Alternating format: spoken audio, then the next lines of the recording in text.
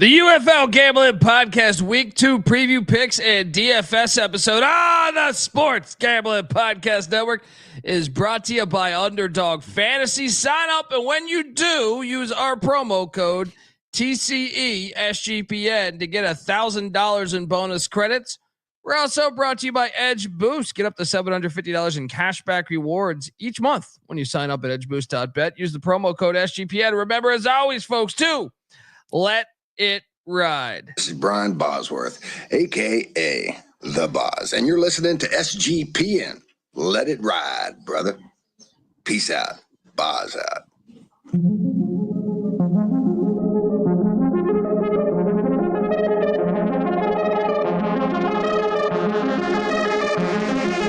Is this or is it not the XFL? Yes, it is. Do I or do I not currently have a pulse? Yes, I do. Let's play football.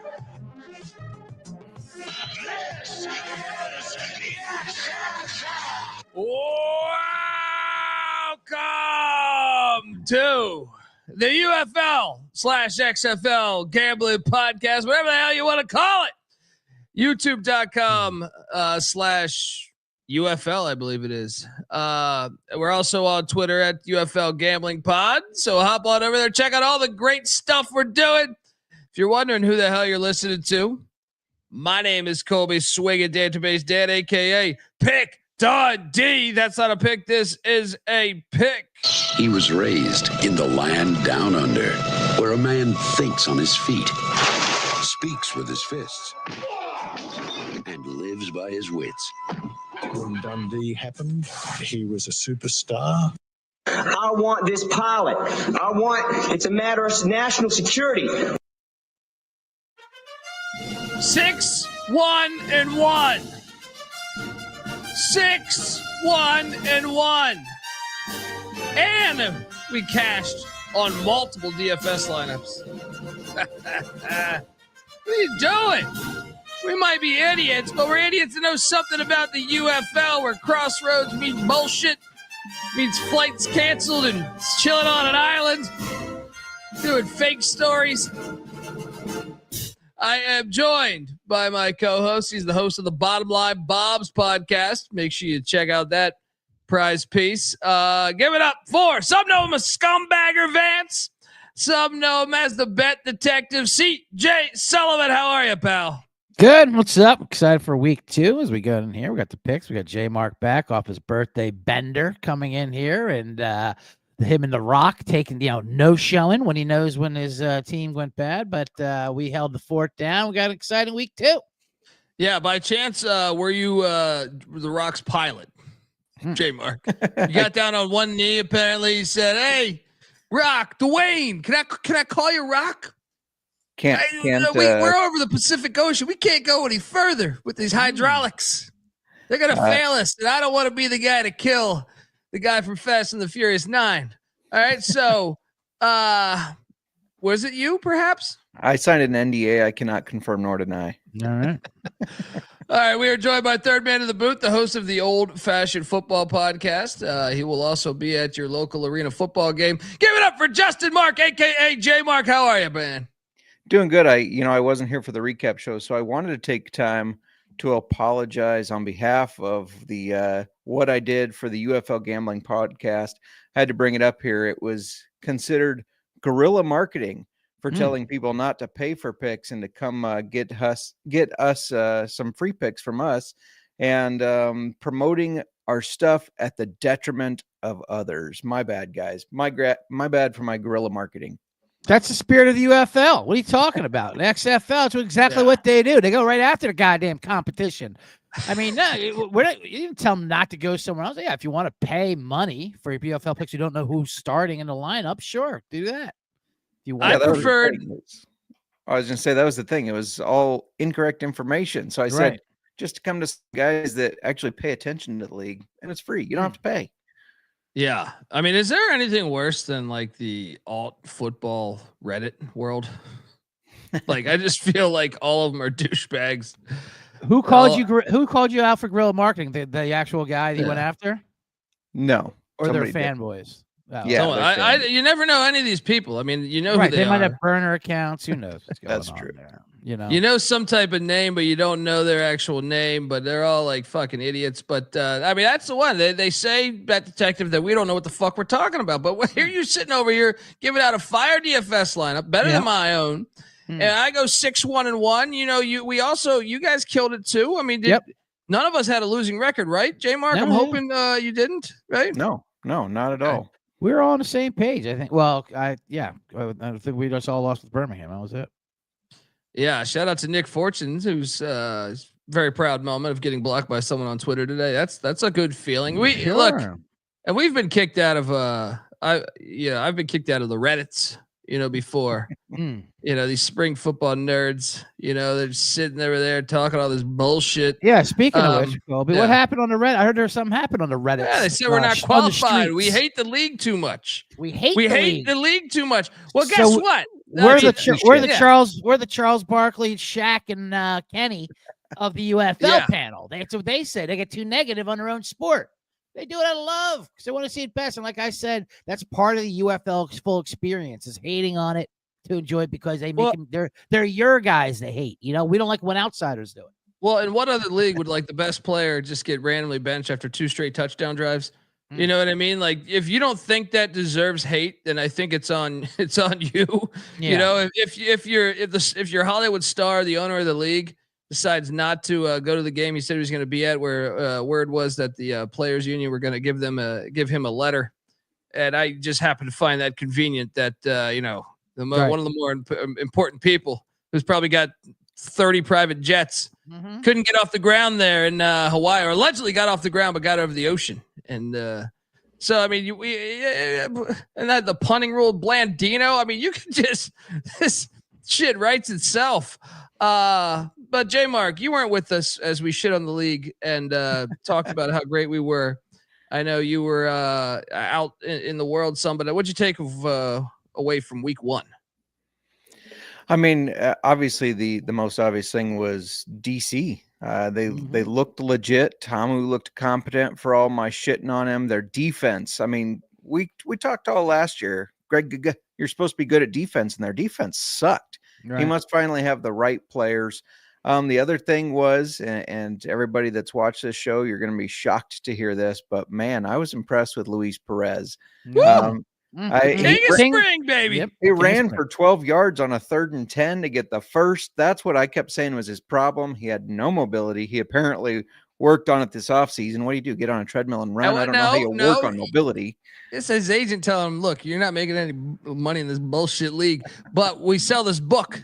All right. You got to have a big showing. This is the first weekend of this book coming out. So please, you got to show up. And he did. I can't wait till the King of Spring is back there on that bookshelf behind J Mark for one of these episodes coming up there, proudly displayed on the cover, because I bet you'll find it highly motivating. There he was. He got all the haters / J Mark, basically, who hated him on his whole career. And here he is, King of Spring, making my future look amazing as they are now the 3rd favorite to win the league at plus 425, only 11-1 before the league. We got in on started. that. I don't know. J Mark, did you come with us on that journey?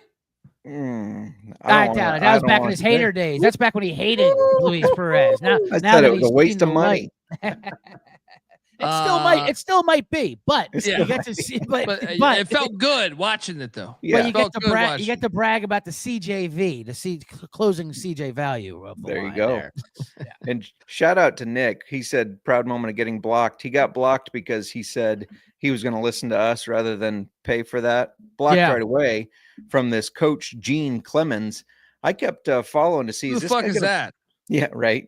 I was like, is this guy going to block me? Because he's the one that's going back and forth with me the most. He didn't block me until after the games. I think he was waiting to see how we did. And then he's like, so Nick Fortune, shout out to Nick. He says, I'm going to go and watch these guys. And he gets blocked by by that competition. And they call you guerrilla marketing? How about that? Right. Wait, but terrorism. That was Twitter or that's Reddit? Because I find them to be like a group, okay. They love to do the block thing, right? Yeah, you do any type of thing, and I don't even shit on these people. I shit on this show, I do, but I'm saying I don't even instigate calling them, piles of shit or anything on the social media front. But J Mark anyway. poked a few bears. That's for sure. He likes to do I wasn't even malicious about it. I just said, hey, your info's wrong. Come check us out. We're free. It's a snob. They're snobs, dude. The alt world is I don't know how it happened. When did that happen? Like, I do you think it was always there? I think my theory, which could be complete shit, is fantasy football. The invention of fantasy football in the 90s brought in the nerds into football. And that has been I think the sport has gotten worse because of this, but specifically and I love playing fantasy football, but it brought in the nerd that normally wouldn't play football or so I feel that has changed it. There's that angle. My counterpoint to that is that we're all nerds of different spectrums and different categories. You got the players who look down on fantasy football. They're like, I just like to tackle. You're also a nerd of your cosplay of football. I mean, there's root and the nerds. We just go after each other when we should be rising up, especially UFL. But I don't block anybody. No, I know, of course not. Yeah, that's what I mean. It takes a special kind of nerd to be like, I disagreed with my Stallions take. Which blocked. Is classic antisocial nerd behavior. Right, exactly right. I blame the hipster movement. When it became cool to be uncool. And so these guys are like, I'm going to really buy into this league because nobody else is really into it. Nothing uncooler, right? Nothing uncooler than UFL. You're right about that. Yeah. First it was the Chuck Taylor. Now it's America's Spring Football Leagues. You telling me this? Yeah. They fucked it all up. Yep. But I love the UFL, not in an ironic way. There's a market for it. I enjoy the product a little bit, and there's like we said, winners are winners, and that's when people. I love when people say, "Oh, only people gamble on that are degenerates." Like, what edge do you have on the NFL regular season? That shit's impossible. Here, you can find a little soft lines, something going on, and it's people who cared. If you watched that DC Birmingham game, and that was a classic example because we were all on the wrong side. We're all in Birmingham, but it was highly enjoyable watching DC, and it meant something to them when they're saying, "You call me a doorman, get the fuck off my field." That they were riled up, and I was riled up. I'm like, this is great. J Mark, you weren't here last week. Did you call him a doorman? What? Because Skip Holtz defended his. He said, "What?" He said, "Huh? No, I didn't. What are you talking about? I didn't call anybody a doorman." Right. That's one of those things where he thought nobody heard it. He's like, this fucking doorman over here. And he's like, somebody heard that? No, not me. He probably just thought that was his name. What's his name? Mike Dorman over there? Who is that? We couldn't remember his name. It's Shannon Harris. By the way. I was going to say Shannon Harris. I was going to say Shannon Dawson, who I think was another. I hope Shannon. Yeah. I hope Coach Shannon Harris, the interim coach there, makes up another fake occupational lie each week for motivation. Like we said, you called me a caddy, you called me a chauffeur, you son of a bitch, and every coach is just confused. Promise me a spot on the roster back in the 2000s. This prick cut me. That is news, by the way. Ken Wisenhunt turns out he's back. Why not just say he was sick? This is just dumb PR. He's stepping away from the team. Now he's back after one weekend. Well, yeah, personal issue. Promised his wife that weekend. Picnic up in Napa Valley. Maybe catch 311 or some shit. What do you? Does that help or hurt? I think that might. I guess it's good to have your coach that you were there with in camp, but. Is there a world where this is a bad thing for the Memphis Showboats, Bet Detective? Well, we mentioned a little bit on the recap show that anytime the NFL coaches come to the UFL for a league like that, haven't been in a league a couple years, they usually don't really find great success because they're not as innovative. They don't they don't keep up with what the new football is. They look down, I'm sure, a little bit on what the product is. And they're just going to do what they do, and it doesn't really work out. So and they kind of get mad if these players can't execute what used to work for them on the highest level there was. That being said, I like Ken Wisenhunt. He is an innovative play caller, so I'll willing to give him a chance. And it can't get worse for Memphis. I can't imagine it's going down more. Although they did play a lot better than I thought they would last week, and that score was not indicative of what kind of game that was last week. Yeah, and look, this isn't just me. I've said this for a while. Obviously, Skip Holtz won 3 straight championships. Bob Stoops also won an XFL championship, even though it was a little rigged. But also, if you go back to the AAF, the only undefeated team was Steve Spurrier and the Orlando Apollos. So it just, to me, I do believe that whether it's high school, whether it's college, you're forced to change your roster every single year. So you're forced to adapt to change. I mean, in the NFL you do too, but it's just not the same level of turnover that you have to do on those levels, which is why I think they have a leg up in a league like this, where you lose players nonstop and they change the rules and do all this crazy shit. They send son of bum to San Antonio. Said, get your ass over to San Antonio, son of bum. J Mark though, Ken Wisenhunt. Is it a difference maker? Are you back on the Showboats? I know we're going to talk about it in a minute, but how big of a deal is that for them, you think? Yeah, I don't think they have the roster talent to matter who's coaching. Yeah, I really don't, especially at the quarterback spot. I know you don't like to hear that because the quarterbacks are prima donnas, but these tend to be quarterback-driven leagues, and I don't think they got the talent there to get it done. Yeah, I never did like these quarterbacks, except the King of Spring. That's our boy. Yes, all right? love the King of That's Spring. our boy. All right, let's jump over to what's that? Troy Williams, Biden, Troy Williams. I was just going to say, Troy Williams, he looked good off the bench for a little quick. He gave him a little jolt of energy there. Yeah. Look, we're going to go game by game, talk about the total and the spread and who we think will win. But before we do that, I want to let you know the UFL Gambling Podcast, part of the Sports Gambling Podcast Network. Yes. Hello, friends. Augusta is right around the corner. And SGPN is back with Splash Sports for a big contest up to $30,000 in prizes and only a $25 entry fee. What are you doing for $25? 30 grand? You got to jump in this thing, even if you don't watch golf. All right, get in today at splashsports.com/SGPN. That's splashsports.com/SGPN. And make sure you tune into the Golf Gambling Podcast and the Bottom Line Bombs with the Bet Detective here and Steffi Smalls' show, which is new to SGPN, for all your Masters picks. So check that out. And and we're also brought to you by Edge Boost. SGPN's partnered up with Edge Boost, the premier Visa debit card for bettors. An Edge Boost card allows you to avoid the hassle of having your card denied at the sportsbook, DFS site, sweepstakes site, racetrack, or casino. Plus, you can earn up to $750 per month in cashback rewards for using your Edge Boost card. And you know your money is safe as the card is FDIC insured. The best part is no credit checks, and it's completely free. Sign up today. Edgeboost.bet, promo code SGPN. We're also brought to you by MyBookie.ag. MyBookie is your place to bet every single sport, including the Crown, college basketball. All tomorrow, the Crown is just owning, or I'm sorry, not tomorrow, Saturday, going to be owning up the basketball scene prior to the Final Four. Plus props for every game. MyBookie accepts customers from a ton of different locations as well, even outside of the States. You can easily deposit, get lightning fast payouts using crypto. So head on over to mybookie.ag, but use our promo code TCESGPN for 100% deposit match up to $1,000. That's mybookie.ag, promo code TCESGPN.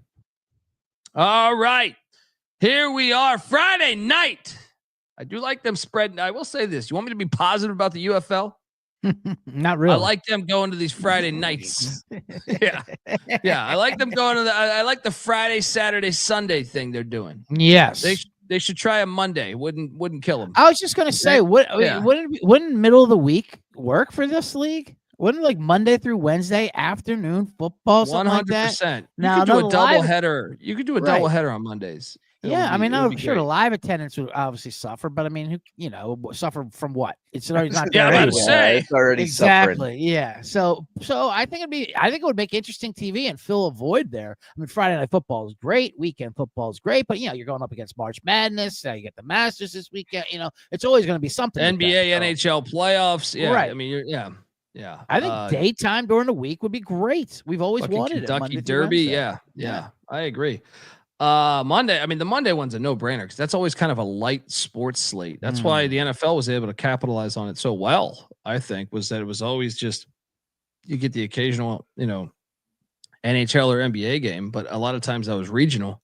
They weren't doing a national broadcast, so yeah, it makes a lot of sense. But it makes too much sense for them to do that. Game one is, I think me and CJ voted this, the game we're looking forward to seeing most. And that is the Birmingham Stallions heading to Ford Field to take on the Michigan Panthers. The Stallions are laying 2.5 points. The over under is at 38.5. You did see Skip Holtz double down on his guy Alex Magoo. Said that's our guy, and he also Sternberger, who was I didn't know he was tight end number 2 last week. He's now a starter, going back to the old bread and butter that got him there. 3-time champ. Michigan Panthers coach Mike Nolan said that you'll still get both quarterbacks. Glad to see he's actually coaching. I mean, so stupid. I'm on, and for that reason alone, I'm on Birmingham because I do think Skip Holtz will make the adjustments. And if I can't count on the best player on the field, probably and Bryce Perkins to be in the game majority of the game, I mean, I think he'll be in majority of the game, but I need him in every possession. And I that's another thing that hurts this league. I know we talked about it on the recap show, but I think, Skip Holtz is a coach I trust. When they lose, he makes adjustments. Mike Nolan, this guy, I don't buy into making adjustments. And I guess he wouldn't need to because he won. That's his theory. We won. We don't need to adjust. Yeah. I'm all over Birmingham. Lock it up. My favorite play on the board. I think you even get a bet. I don't know where you got your number from, but I've been seeing 1.5s everywhere though. But that it shouldn't matter. But 1.5, 37. If you want to get a better number, I'll allow it. If you want to get a better number on Birmingham, which is only because I haven't seen. I'll lay the 1.5, and I do think the under is the play here. Yeah. Well, that's what I was going to say. I've seen 37.5, so that's already ticked down a full number. I believe the under is a play as well. Listen, this is a game I'm looking forward to most to see how Birmingham reacts. They have not lost back-to-back games since 2022 when they first entered the spring football era of UFL, or USFL, I should say. Michigan, they looked okay on the road. They obviously play much better at home. This is their home debut here, Ford Field, Friday Night Lights. They had a couple clashes with them last year, and they were much better. Kai and Samson Nakua, shout out to the brothers. First pair of brothers to score touchdowns in the UFL game last week. Gotta love that. Gotta love that. Pick 6 there at the end. Take that, Shannon Sharp and Sterling Sharp. Right. But, of course, that pick 6 is what made that score look a little different. My problem with backing Birmingham is the way they lost that game to DC. It wasn't just like, okay, DC's been waiting for this game. They got turnovers, fluke, things like that. I mean, their D-line that O-line looked bad, and they destroyed them. And they went right through them, and 8 sacks, 9 tackles for loss. McCoo didn't have any chance. He ran for his life for his 80 yards, and that's exactly what Michigan does well. Is they call, if you think DC's got pass rush, Michigan's defense is just as good. They got Breland Speaks and Kenny Wilkes or whatever. I mean, they'll get after them. So I understand that. It could be a lot more of the same problems they're running into if they don't. I don't know why they don't put in Coral in there, or it's just he won him the semifinal championship game. I'm not ready to. McGo got an MVP in this league too. I know, 2 years ago, 3 years ago. That seemed like a long time ago last week. I'll tell you that on Sunday. But at the same time, I'm not ready to pull the plug on him yet. Of course, not on Birmingham. Is it in the script this year for them to go 0-2? And then that's how they try to get listeners, viewers to come in. They're like, well, everyone didn't want to watch this dynasty. I mean, like I said, so I don't know. I'm going to go ahead and take Michigan just because I think this offensive line is going to have trouble again. And they probably will, but this is where I think coaching really does matter. Okay. And I think they're going to adjust and have a lot of quick. Like McGo held onto the ball. I think they'll address that. They also were terrible at blitz pickup, just simple shit. Some of that shit was just simple shit as far as the running back or the offensive tackle or the left guard not knowing who the fuck they should block. Yeah, they will address that, I think. And but I do expect Skip Holtz to have a game plan. And McGo will be on a short leash, but I also think they will do quick hitting routes to get off to a start there, and perhaps maybe even the whole fucking game. I got a chance. Skip Holtz was ECU's head coach for a while. He was also at South Florida and Louisiana Tech and UConn. And I always thought he was great. Like I remember at simple shit like that. Like ECU did not have pass friendly quarterbacks, and he was great at making them decent. Like I'm talking, they look like the worst fucking quarterback in college football. And then he walks in, and after a week or two, you get this guy looking really good. And a lot of it is simplicity. They do a lot of simple shit that is the opposite of the NFL. The NFL, you're doing some complex fucking shit. So I think that's what I'm fascinated by watching this game. It's the game I want to watch most, just because I thoroughly enjoy watching the adjustments that Skip Holtz does traditionally. So that's my logic on that. I can see the offensive line did look horrible. Looked like the worst offensive line, but sort of Houston. It looked like the worst offensive line. It did. Perhaps out there. And Tamu gave him problems. I know J Mark doesn't like his skills, but he has some great passes. And I think Perkins, you could argue, is a better version of him. Oh, I think he's the best quarterback in the league right now. Right. But what are we doing? Too bad Michigan doesn't. J Mark, what do you do? You like the under though, CJ, right? Yeah, I'll definitely take the under. Yeah. J Mark, what are you doing here? Also like the under. Yeah, the pass blocking was bad. We all know that. I know PFF grades aren't the end all be all. It's just nerds trying to grade how they did. But left guard that you talked about, Deontay Brown, got a 1.5 pass blocking grade. If you're not familiar, that's really bad. Yeah, some of that shit was communication though. I like Greg Williams did a great job disguising the blitz, and then when that shit came, they're sitting there like, no, and they're just whiffing. There was one play where the tackle and the guard did nothing. Like they just let them go by because they thought in their head, I think, oh, he's got this guy, and I'll pick up the delayed blitz by the linebacker. And And once things got rowdy there at Audi Field, it was like an avalanche that kept on coming. So that probably won't be the same effect at Ford Field. Then they're starting right tackle, Christian Delario. He got a 20.1. They've moved him to left tackle now, which I know some guys play one side better than the other, but when you now move a guy blocking the blind side that had such a shitty pass blocking grade, that makes me a little nervous. I agree with you that Skip Holtz is the much better coach here, and I still think they're probably overall the more talented team. I think it's going to take more than a week to fix this offensive line, though, especially when you got the same starters in there. You can't just always just mix them around and hope that fixes it. So I'm with CJ here. I think the Panthers win this one, especially being at home. They did play better at home. I did see on the SGP show that some people said the crowd might confuse Birmingham's quarterback. I don't think it'll be that big of a crowd. And Jake Bates is gone. So, I mean, Jake Bates is gone. Fan favorite. 90% of their scoring from a year ago. Best player in the league. By far. Clearly, he's the only guy still getting paid in the NFL. Him and Devontae Turpin, right? But, I mean, J Mark, what do you think of the total?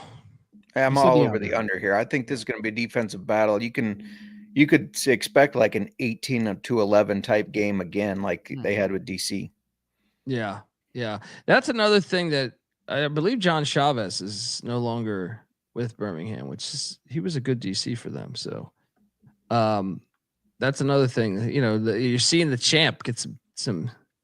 You can just tell that they're not looking the same, but we'll see. I'm not going to panic yet, but fascinating game. Next up, Saturday in the middle of the Final Four. Could play this all day, anytime during the day. Yes. Instead, hey, let's wait for the Final Four to tip off. Then we will kick off. Aldi Field. You just talked about this one. Greg Williams. Saturday night though. This is the ABC game, baby. Yeah, Shannon Harris. Yeah. Don't call him a fucking bellboy. You know what this is, though? Why this is on Saturday night, though, on ABC? Because ABC usually has a basketball NBA game going on here. And they're like, this is their way of stepping out of the final, March Madness. You know what? We'll throw you a gift and just toss UFL in this time slot. That won't bother your ratings at all. Don't worry about it. They didn't even want to do it. They could have done hockey dirty. They didn't even do that. You know what? Hockey, we like you. You've been trying hard. UFL, Showboats, what do you got? They didn't even give you this lineup. Yeah, DC's laying 8. The over-under at 37.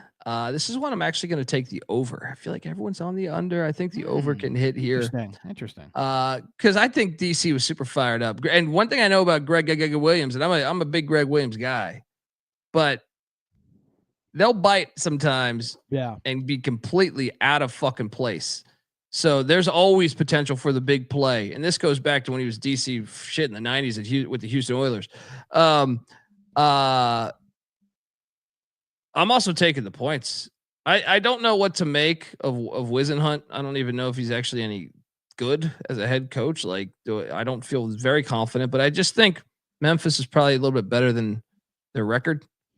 And they said last week they were going to keep it vanilla. I can't help but think of this, and I'm curious your guys' take on this. Jim Turner said, "Yeah, we don't know. We don't know. Wisenhunt has that extensive playbook. I'm going to keep it really simple. Keep only a few plays." Dude, sometimes I think we overthink this league. I hope this is not the case where they, now that Wisenhunt's back, they're going to go to this big extensive playbook, and this is where they're shit. And this is what I mean by the NFL guy coming in. Because I think Skip Holtz, I don't think that's an extensive playbook. I think that's a very simple playbook that they have. So a little paranoid there, but I'm taking the 8. I think it's too many points for a DC team that didn't put up a lot of points against Birmingham. I think the money, and it wouldn't shock me if the money line hit either. I think this is a game. CJ, what are you doing here? I'm with you. I'm definitely grabbing the points. I saw 8.5 there. Either way, 8. I'll take the 8. I will if I'm taking the 8, I'm definitely sprinkling the money line. They could definitely win this game. Now, Memphis, I do not have a lot of confidence in, but I will say they played better than I thought they would. And then they looked last week against Michigan. That was a tight game. A couple turnovers was the difference. The yardage was pretty much equal. If they cannot do that, now that's a big if when you're dealing with EJ Perry and Troy Williams there, if they cannot turn the ball over, that's what DC will do to you. You can pretty much guarantee a cover. This will be a tight game because I do not think this is a classic letdown spot for DC as well. You call him a bellboy. I mean, that's part of the angle. Why I think the money line, like they look so. That win looked like it really meant something to DC. Absolutely, they're players. You beat the dynasty. You beat the big bad wolf. You beat the team champion on your field. Get the F off my field. All that stuff. So classic letdown spot. DC not as good. Let's slow to pump the brakes. The only thing that does scare me a bit is just how good of a home field advantage this is for DC. With the beer snake Saturday night, the place will be lit for sure with fun drunks. Drunken Irishmen might be there. Who knows? But either way, I'm taking the points. I'll go with you on the over too, just because I think with the those quarterbacks and the offense, and I think and Greg Williams' defense. Either way, it's a swing big or miss on our defense as well. So, yeah. J Mark, what are you doing here, buddy? Yeah, any other team I feel like, or a team that had more talent, I would say, yeah, this is the emotional hedge. After they beat the Stallions, so now you fade DC, but it's the Showboats. I mean, maybe they played better than we expected, but I still don't think they looked very good. The changing quarterbacks confuses, and now Greg Giga is going to be throwing everything at them to confuse these quarterbacks as they're coming in and out. I like DC here, and I'm glad we got some different picks this week since we were all aligned last week. Even though that worked out for us, it's nice to have something different rather than all agreeing. J Mark, I was just going to say, I was going to ask you, J Mark, what do you and I get it with Greg throwing the kitchen sink at him, but how about having thrown the team under the bus though in the mid interview last week when he's like, listen, he's like, I'm calling what these players can run, not what I want to run. Basically saying these idiots can't do the blitzes that I want to do. So I don't know if he's going to throw things at it, which it worked out for him. I'm working to my player's strength, but it's also what he meant to say is these guys are morons. They're not as talented as what I want them to do. So, but yeah. And then, we saw what DC did to Birmingham's offensive line. Yeah. Memphis's wasn't as bad, but it certainly wasn't good either. They had poor grades across the board. So I think they're going to be able to do more of the same. All right. Yeah. Wait, you said though, so you like DC, but what was the tough side on the total? I like the under on this one. I don't think Memphis is going to be able to score enough. All right.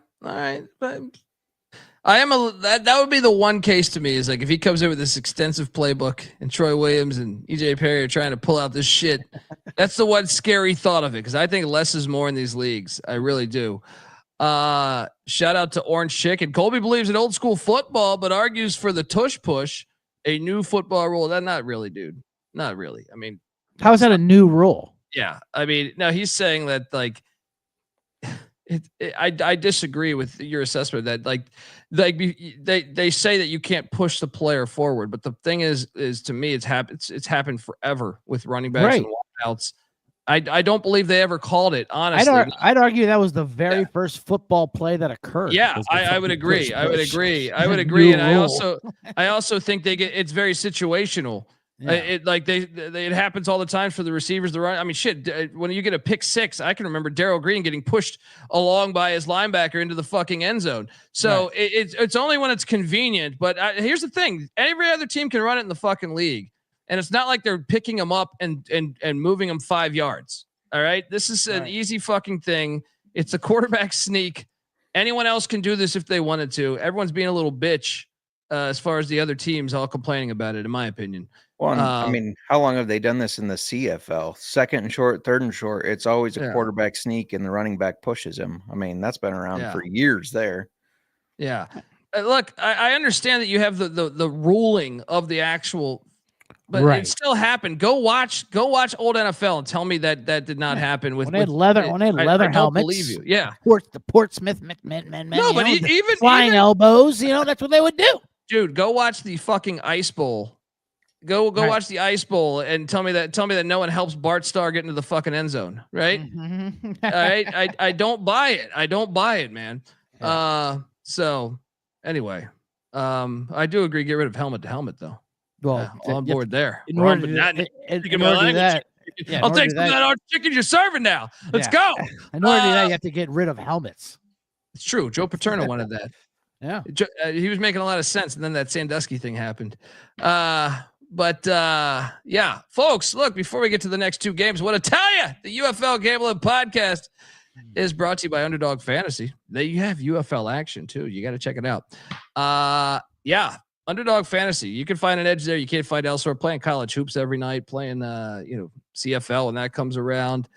They got everything too. College football, NFL, NBA, MMA, NASCAR, PGA, everything. Get on over there. Sign up. And when you do, use our promo code TCESGPN to claim your special pick plus first-time deposit offer up to $1,000 in bonus credits. UnderdogFantasy.com, promo code TCESGPN. We're also brought to you by Rhythm. Rhythm is your home for AI-backed picks and props, and Rhythm is now live for MLB. They got their models out there now.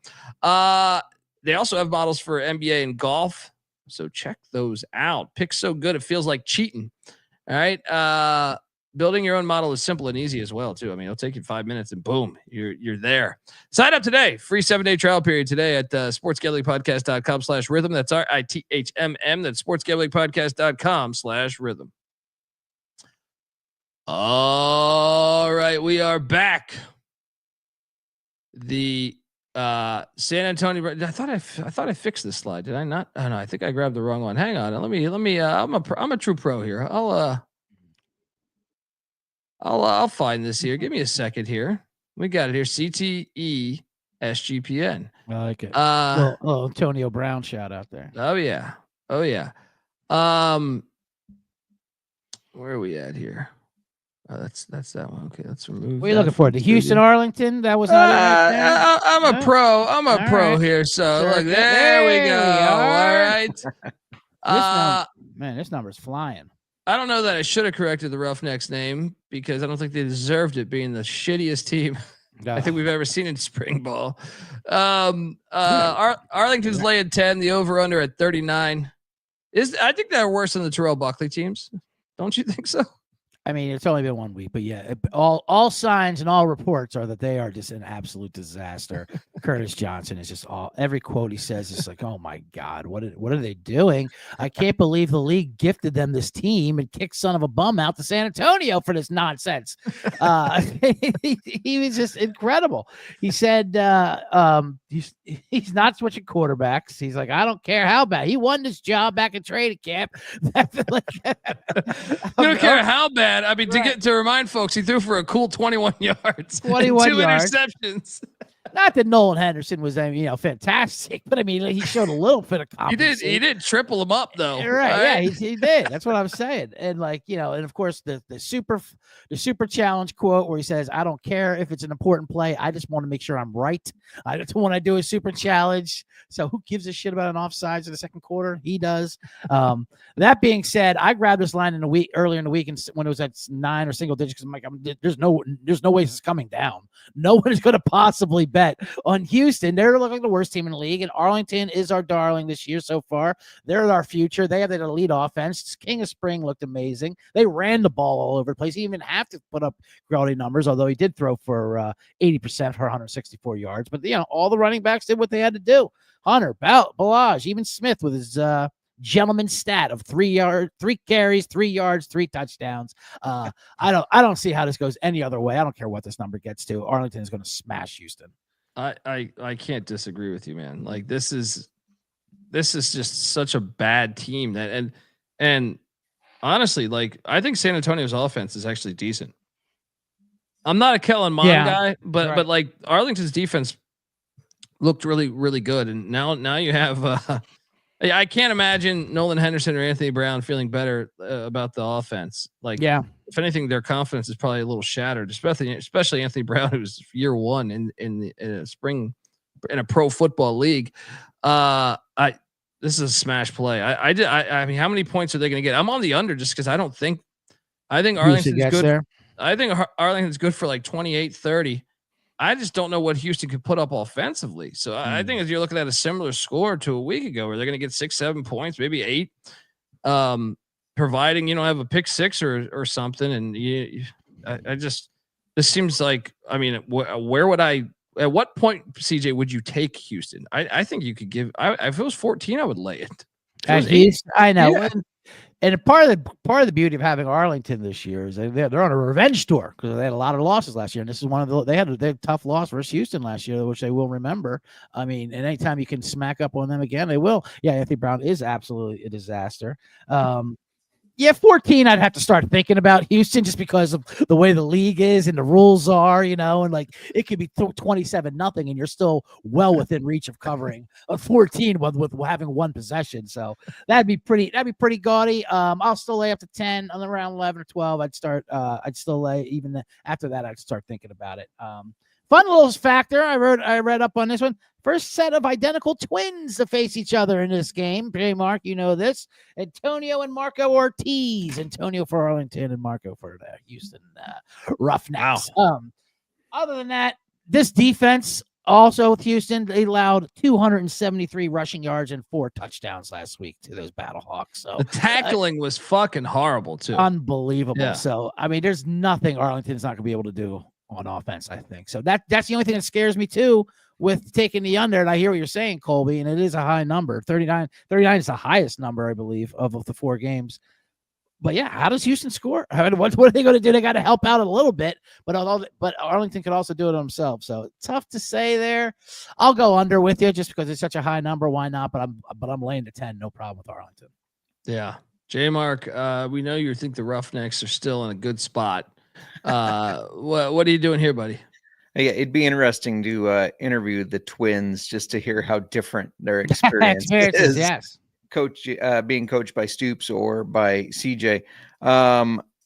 You got to go with Arlington here. Mm-hmm. You have to. I mean, usually you look at the DraftKings is reporting 96% on the money line for Arlington, 88% on the spread for Arlington. Normally that makes you nervous, but not against this Houston team. I mean, they are terrible.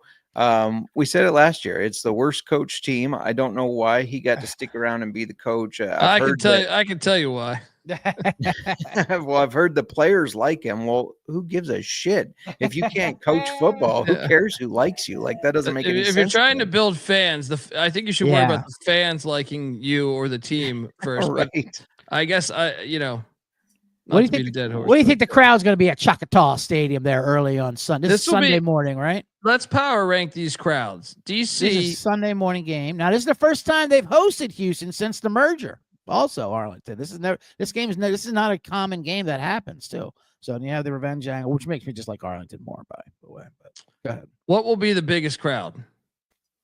St. Louis. St. Louis 1, St. DC Louis- 2, St. Louis is a slam dunk. one. Arlington 3, Michigan 4, right? Would you guys all agree there?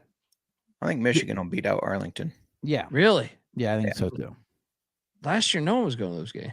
Well, it's a Friday night game. It is a you bigger know. stadium, I guess. So It's a big stadium. It's Yeah, a Friday yeah. night game. As long as there isn't a college graduation occurring and they got the field rented out, then they have a nice crowd base there. But yeah, of course, it goes St. Louis 1, DC 2 every week. And anytime they have a home game, then Michigan Arlington. I'm a little weary about what that Arlington crowd's going to look like early on a Sunday morning. that's fair. That's fair. Yeah. J Mark, what'd you do on the total here? I'm also on the under. I think you're going to see like a 33-3 type of game. I don't have much confidence Houston scores anything. Yeah. Yeah, I say like a 27-6, 30-6 kind of situation. Yep. Final game on the slate. Once again, both these on Sunday. You got the Brahmas, San Antonio, traveling to Tony Meatball's home, St. Louis, the Dome, they call it. That bullshit. But look, taking all these Battlehawks. Obviously, the St. Louis, they have great fans. Just play this game at Busch, you filthy animals. All right.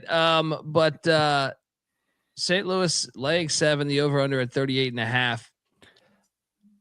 They put this game on FS1. That Gladiator Dog is laughing at that because this is probably the one you'd want to showcase because the fans will be there. This is the one that should be on Fox. Yeah. Good point, Gladiator. Look, I'm taking the points. I don't think the Brahmas. I mean, I've never been sold on Kellen Mond ever in his career. That's the one thing that scares me about this play. But I think the Brahmas and AJ Smith in general, they just get better as the season goes along offensively. Please give Anthony McFarland the ball a little bit more.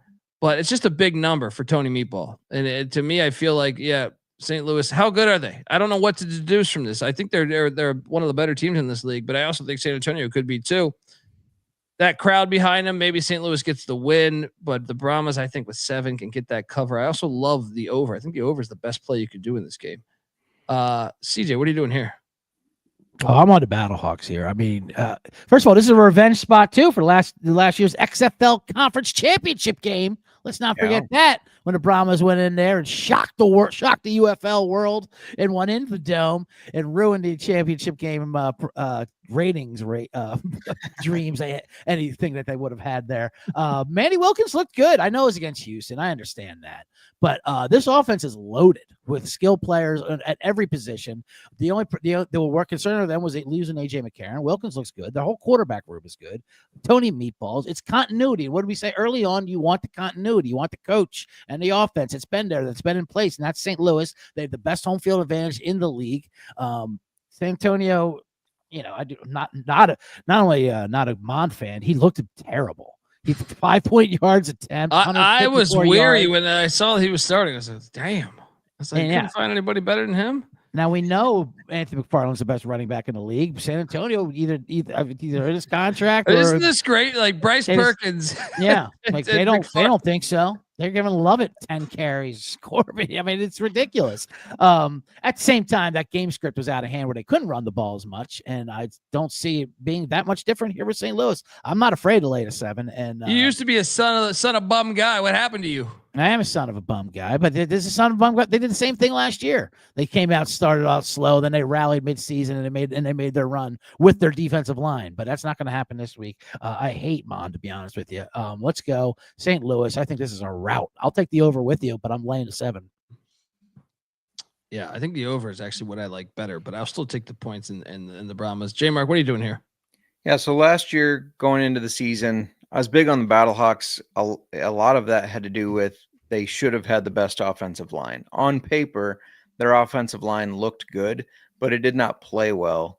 Last week, their offensive line played really well. If they can keep that up, they're going to continue to be one of the best teams in the league. I don't think San Antonio has any prayer of keeping up with them. I was surprised that you said that, Colby. So I guess one of us just because you blow out the Roughnecks, all of a sudden you guys think fucking Tony Meatball is goddamn Don Shula over here. I think they have a far better team, whether it was against the Roughnecks or not. I mean, Arlington looked really good on defense, but Brahmas could barely get anything going there. I mean, they had 9 points. I think you're facing a similar caliber team here with St. Louis as Arlington, and you're not going to be able to keep up, and you're going to have a result. Clear coaching edge, son of bum against Tony Meatball. Clear coaching edge. Right? Doesn't matter when Kellen Mond is your quarterback, in my opinion. Right. And we all know son of a bum's headphones are not plugged into anyone. They let Gramps roam on the sideline. Just having a conversation. Yeah, absolutely. With no one. Yeah, right. Yeah, I like that play. All right. What do you think for the total there, J Mark? I like the over. I think St. Louis is going to be able to put up 30 to 35 points. Brahmas maybe 14 or so. So yeah, I like the over. All right, there we go. The over is a smash play. Okay, well, before we get to DFS, what game do you guys feel best about? ATS, and then do you have a dog that you love? Lock and dog? Yeah. So let's do a lock and a dog here and get it rolling. To me, it's Birmingham. I just have faith.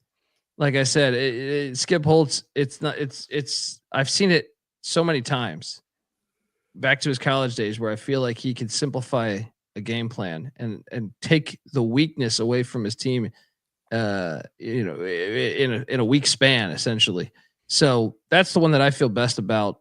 But I'll tell you one, Arlington's pretty fucking close. Yeah. I mean, my lock is Arlington.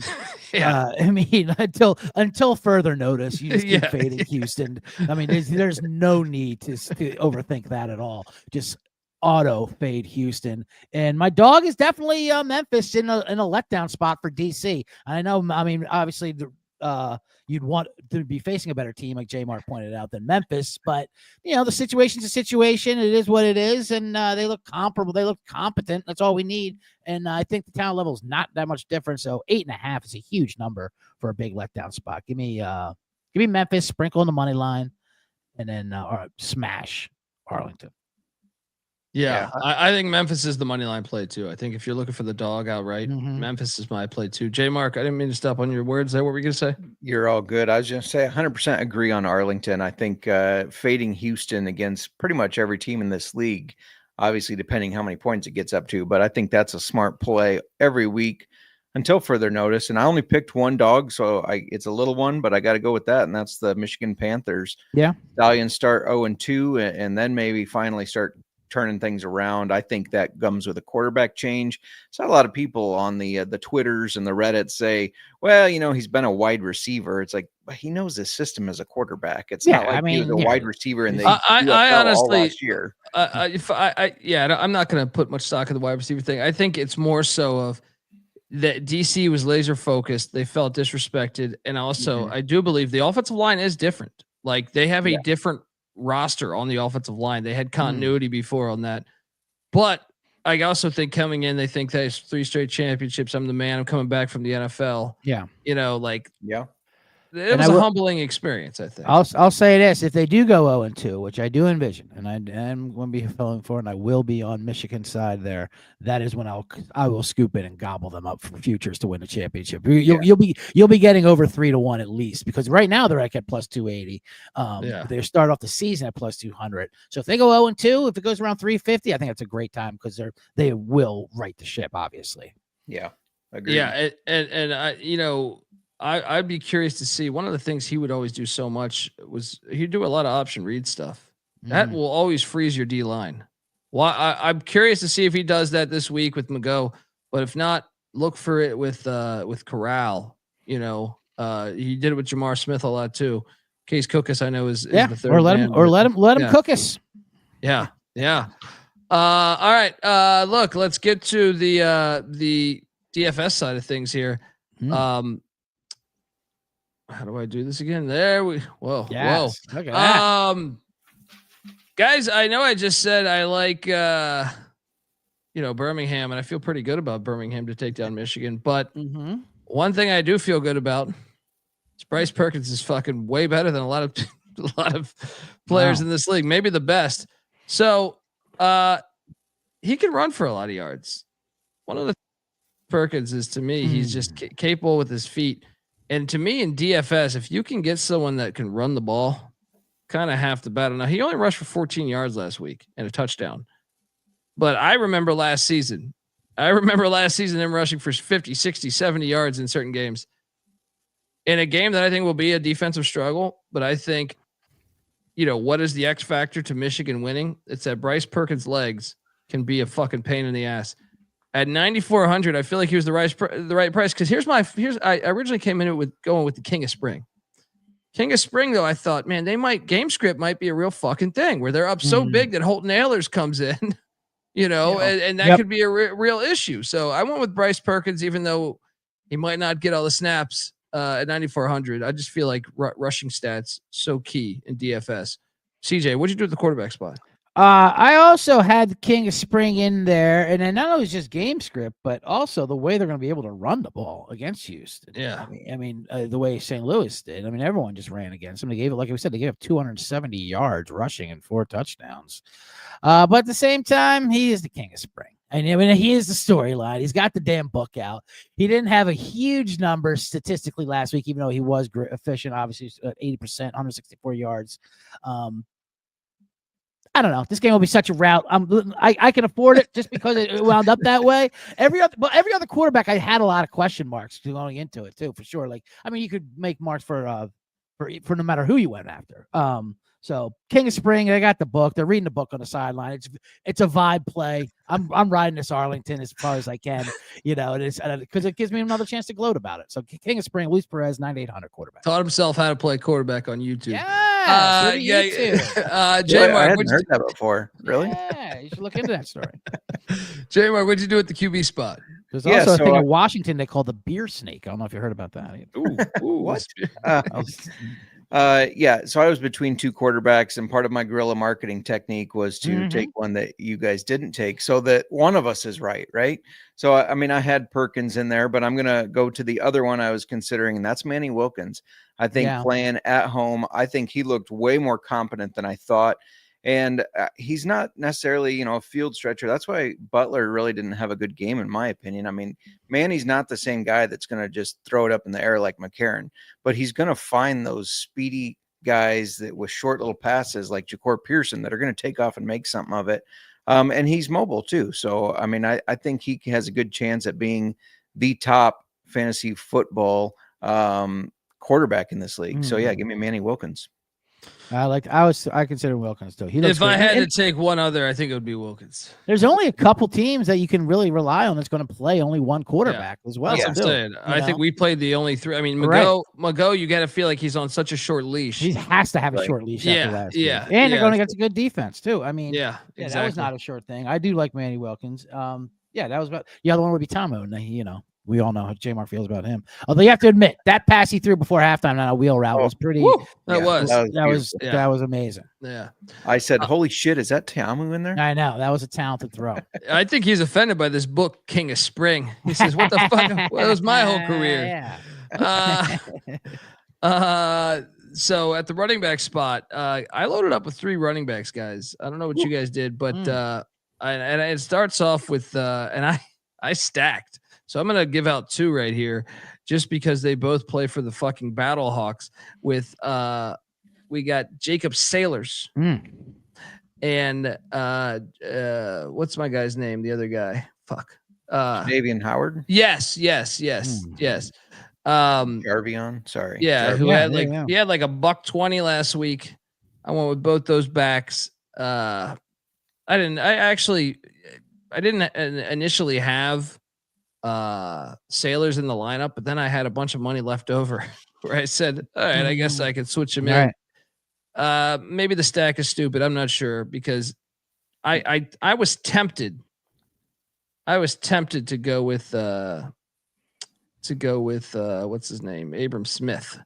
But anyway, what'd you guys do? He's kind of expensive, isn't he, Abram Smith? That's what I said when I went with Deion Jackson. Well, I had a bunch of money left over though, dude. Right. So it was like, what the hell do I do? That's how I woke McFarland doesn't get the ball enough.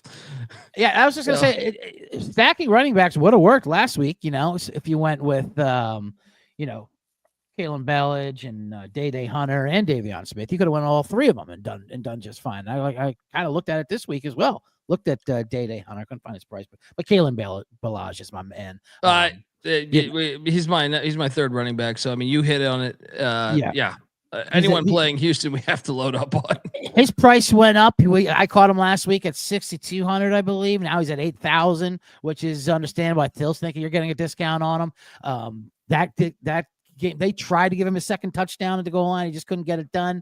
I mean, the sky's the limit against this Houston team. Like you said, the only thing is they'll probably bench him in the fourth quarter. But that's the only thing that's scary about all these plays. Stoops said it though when I asked him who stood out, and like usually those coaches give you coach speak. A lot of guys got to do this. He's like, oh, Kalen Ballage. He looks amazing. Like he looks like he is ready to. He's jumping off the paper. So I got him 8,000 as a running back. I did, and I also took Sailors as well at 10K. How can you not against this horrendous, absolutely disgusting San Antonio rush defense? And he's lead back in the league last year. So give me at home. That's gonna be a route. I love St. Louis in that game too. So Sailors and Ballage and King of Spring so far. Yeah, J Mark, what'd you do with the running back spot? And feel free to give out two, and then we'll go back to you, Bet Detective, because I just went through all three of my running backs just like that. So J Mark, why don't you fire away two? Yeah, so I got Ballage as well. I mean, it's hard to argue with the results he got. Now he's going against Houston. It seems like a really easy play. That's a guy, I mean, that's a talented guy that's just kind of been waiting for a shot, I feel like, and this is it. And then I couldn't afford Sailors, but I did get Jervion Howard, because he ran hard last week. I think they're both going to keep getting the ball plenty. I think that's actually a great blueprint for Manny Wilkins' success, right? Run the ball well, so it frees up your quarterback. The pressure's not on him. And at only 6,000, I mean, I think, let's see, he had 25.3 fantasy points, 115 yards and a touchdown, plus some receptions.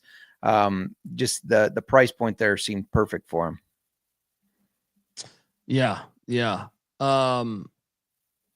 So Bet Detective, do you have any other running backs? I do actually. I have a third running back as well. I stacked it up, and J Mark tipped me off on this. You got to check the UFL waiver wires wherever they are. They might be the police blotters. Who knows?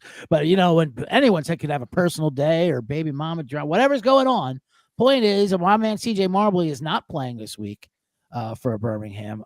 So go with his backup, Ricky Person Jr. He's a very great running back. You're getting him at a huge. This is a price point only. You're getting a starting running back for Birmingham, who, of course, will have a bounce back effort. $6,800 for his roster. How can you not do it? I know Michigan's got a good defense, and that it's going to be a tough game. But he's a super talent. They have a super talented offense. Bounce back, skip Pulse. It's a no-brainer. I like it. I like it. Yeah. It's definitely worth the sprinkle there. Yeah. All right. So that's our running backs, right? No more out there, J Mark, right? No, I had a wide receiver in my flex, so. Why don't you lead off with that then? All right, so I'll do my lowest price wide receiver in my flex, Chris Rowland for DC.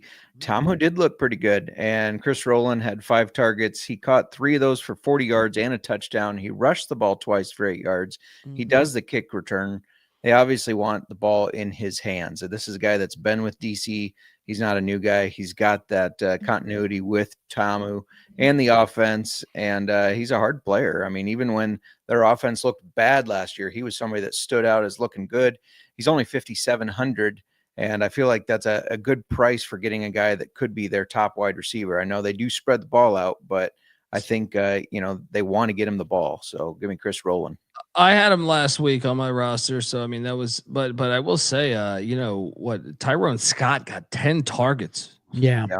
Good God. There's a lot of volume for that DC passing last week. Yeah. Thomas threw the ball 37 times. Yeah. Which is shocking actually in a way, right? From their previous styles they ran for sure. They did. Shout out to the chat to see everyone their FBI tugboat. Gladiator chanting. Oh, Nick Fortune. I went bottom of the barrel here. So here's my theory on this. Isaiah Winstead plays for the Arlington Renegades. He is currently he's tied for 3rd in the league with receptions, 4 catches, just 20 yards a week ago. But here's what I like. He is college roommates with Holton Ahlers. So if the King of Spring and the game script goes a little bit over like kind of we've kind of forecasted in a way. If it's 20-0, King of Spring's coming out, and Holton Ahlers will certainly come in. And but even if not, Perez threw to him he had 4 catches a week ago. I think he had 5 or 6 targets. I'm going to take a shot on Isaiah Winstead at 4,400 and hope that Holton Ahlers comes in because they've been playing together for a long time. I like it. How about you? What are you doing in a wideout spot? So, I have one note to say to that before CJ starts. Go for it. I'm curious if the guys that have a paywall for their picks know that those guys were college roommates. I mean, that's a deep dive for UFL. Yes, that is absolutely. Oh. That's the kind of shit you should have to pay for, right? I mean, come on. Right. 100%. Get in the Discord. All right. Dial 1-800-PICK-DUNDEE. Also, Bet Detective, what'd you do at the wide receiver spot? Guerrilla marketing. I might as well toss them both out there. We'll get this shit going. I went cheap on both receivers, but I think I found 2 good ones here. One was an easy one. He was the lone spot from Memphis, I believe. There, Jonathan Adams. He's at 6,600. He had 6 for 93 and a touchdown last week. He is 3rd in the league in receiving yards, receiving just all the statistics. So 6 for 93 and a touchdown, Jonathan Adams. And the other one, this is my discount rack. Rack it up. Even though Mond was awful, he did have a connection with Jacob Harris there last week. And he went for 4,100. You can get Jacob Harris. He had 4 catches. He had 6 targets and 63 yards last week. And I know he's not their number one, but it looked like he was Mond's number one. He had a nice connection with him. So he was literally their sole lone spot there in that game. So give me Jacob Harris for 4,100, Jonathan Adams, 6,600. That's almost just over 10,000 for 2 wide receivers. I like it. J-Mark, how about you? Next wideout. Next one. I like to stack with my quarterback, and that made most sense to go with Ja'Cour Pearson. 6 for 6 for 83 yards. I think he's going to be a guy that Manny Wilkins just loves throwing to because he's a good route runner, and he makes Wilkins look better because of the yak.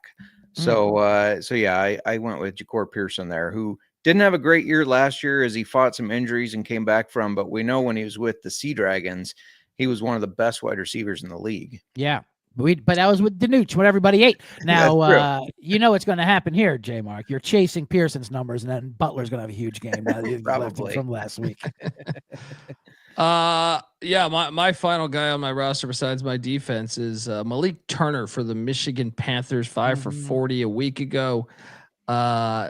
Just gonna load up. He's bottom of the barrel. I mean, you can get him for 3,800. Wow. I have $4,000 just sitting there. By the way, you have $4,000 over. Yeah, just sitting there. What, you start no defense?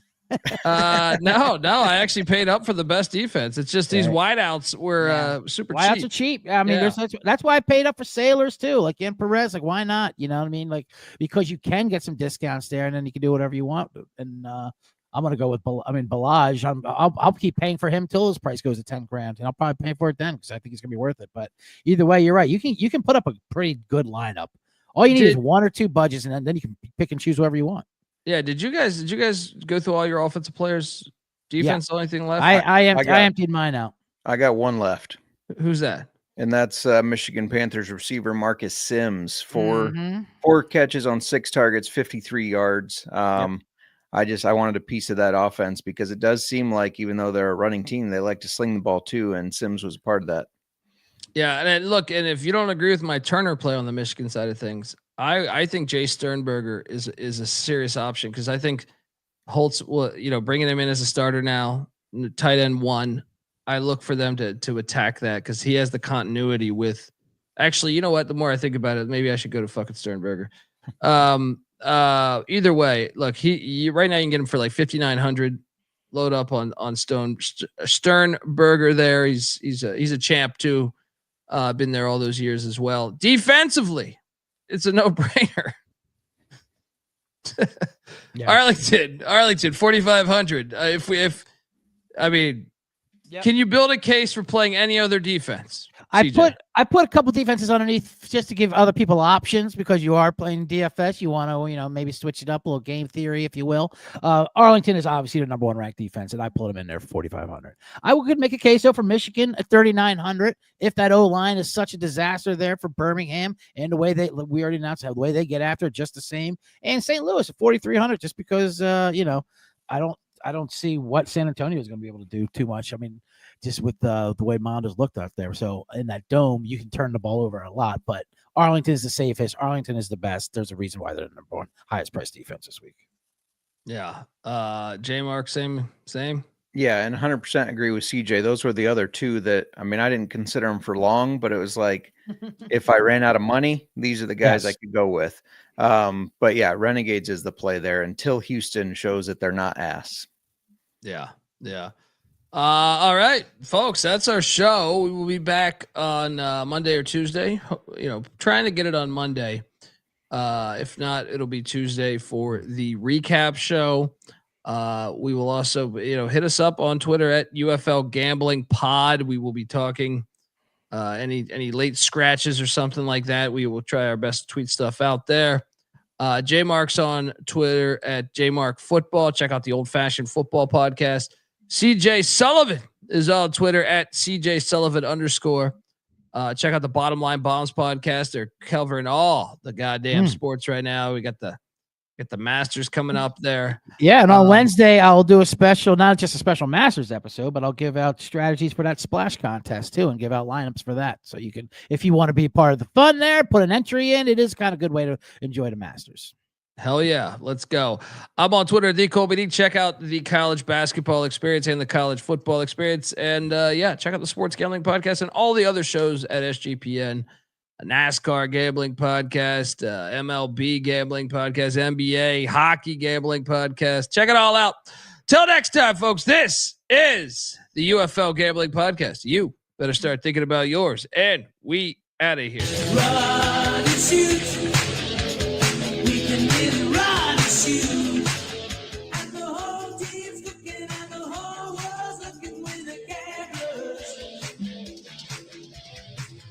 Right.